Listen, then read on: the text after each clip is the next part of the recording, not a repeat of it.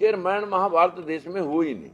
ये तो पुष्यमित्र शुंग ने 10 राजाओं की वंशावली मौर्य वंश को खत्म करके, उसके दरबार में लेखक था, लड़की की शादी राजा से करके सेनापति का खिताब लिया, सेना अपनी पर ली और राजा का कत्ल कर दिया और वहां से अयोध्या आके बसाई 184 ईसा पूर्व, यानी 2200 साल पहले अयोध्या बसी। किस किस वंश ने उस पर राज करा?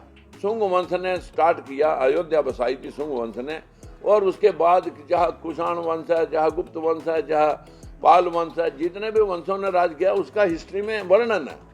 वहां कहीं राम की जो अयोध्या बसने से पहले, अब जब अयोध्या में जन्म हुआ तो उससे अयोध्या बसने से पहले तो राम नहीं आए होंगे, लेकिन हकीकत में पूरे देश के अंदर 4 करोड़ मंदिर हैं। देश के अंदर वर्ल्ड लेवल की 4 यूनिवर्सिटियां हैं नहीं। 15 लाख करोड़ रुपए का बजट हर सालाना लोगों की जेब से उठ करके मंदिरों में चला जाता है। और अब तो सरकार कह रही है कि मंदिरों के महंतों को उनको तनख्वाह भी दी जाए। देश के अंदर अगर सरस्वती लक्ष्मी पूजा से धन और ज्ञान आना था तो फिर वो सारा हमारे भारत देश में आना चाहिए था। वो जो इधर Canada, America, Australia, Dubai, Japan, चीन, रूस, वो धन तो सारा वहां चला गया, ज्ञान सारा वहां चला गया। जितने मोबाइल, लैपटॉप या जितने भी टेक्नोलॉजी है वो सारी जापान की है 70% देश में, दुनिया के अंदर। चीन तो मल्टीप्लाई करके सारे विश्व के बाजारों में उतरा पड़ा है। हम यहाँ सरस्वती लक्ष्मी की पूजा करके अपने दिल बढ़ावे कर रहे हैं और विश्व जो है ना कहाँ का कहाँ पहुंच गया। हम चाहते हैं कि देश के अंदर इतने देवी देवता 33 करोड़ थे, सारे बार ये देश गुलाम होया, कभी मुगलों का, कभी आर्यों का, कभी अंग्रेजों का। इसी पर चीन के आक्रमण है, इसी के ऊपर जो है ना सारे आक्रमण इसी पे हुए। वो क्यों हुए कि यहाँ के लोगों ने पत्थरों की पूजा करवा दी, पेड़ों की पूजा करवा दी, नदियों नालों की पूजा करवा दी, गरुड़ों घुगियों की पूजा करवा दी, मानसिक गुलाम बना दिए। और ये मानसिक गुलामी ही इस बैकवर्ड के 85% लोगों को पशु बना करके इस्तेमाल वो लोग, चालाक लोग कर रहे हैं, जो लोग हुनरमंद हैं कि किसको कैसे गुमराह किया जा सकता है। यहाँ पर 2 विचारधाराएं हैं, एक अंबेडकरवादी बराबरी की विचारधारा, एक मनुवादी विचारधारा, जिसमें कुछ लोगों को बाकियों को नीच बनाना है और मुट्ठी भर श्रेष्ठ बनने हैं। कौन से हवाई जहाज और इन्होंने लोगों ने वो बना दिए लैपटॉप और टीवी, मोबाइल, जिससे हम उनको श्रेष्ठ माने। सुप्रीम कोर्ट में 9 सितंबर 1976 को ललई सिंह यादव की किताब का इलाहाबाद हाई कोर्ट ने उसको सही मानना था, जिसमें उसने कहा था कि अगर सूरज को कोई खा सकता है, मैल से बच्चे बन सकते हैं, 10 सिरों वाला आदमी हो सकता है, आदमी की गर्दन के ऊपर हाथी की गर्दन लग सकती है, तो आज क्यों नहीं? अगर गरुड़ घुगियां, कौवे, पक्षी बोलते थे, समुद्र बोलते थे, तो अब क्यों नहीं, जब साइंस टेक्नोलॉजी इतनी आगे बढ़ी। ये तो सुप्रीम कोर्ट ने अंधविश्वास का चीरहरण इलाहाबाद हाई कोर्ट ने किया।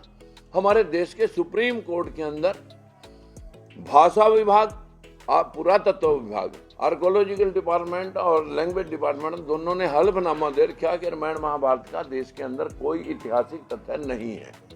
अब बताइए, वो मैंने नकारा या सुप्रीम कोर्ट में एफिडेविट देने वालों ने नकारा?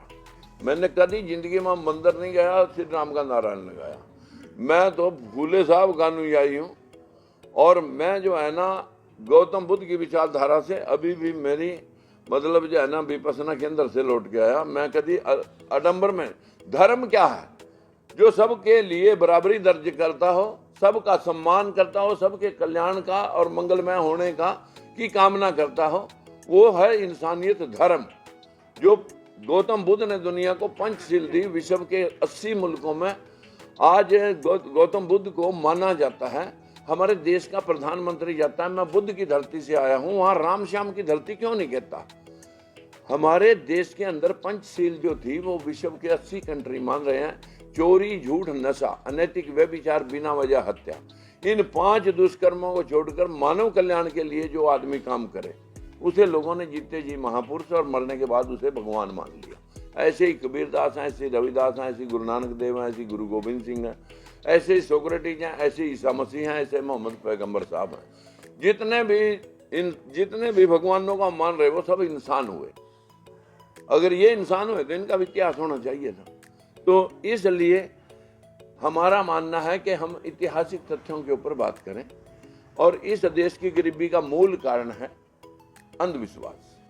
सत्ता हथियाने के लिए एक अच्छा मुद्दा है, क्योंकि भावनाओं से खेलना, और जब उनके ऊपर कोई व्याख्यान करता है तो इनकी भावनाओं को चोट लग जाती है।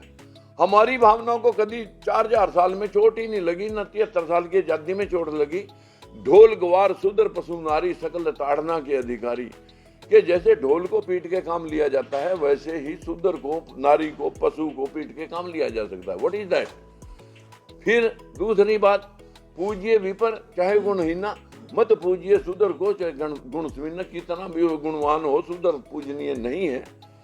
सिर्फ पूजनीय वो है जो ब्राह्मण कुल में पैदा हो गया, चाहे कितना भी मतलब गुणहीन क्यों ना हो। बताइए क्या शास्त्रों ने की, इंसानों ने लिखे ये शास्त्र अपने पक्ष को रखे।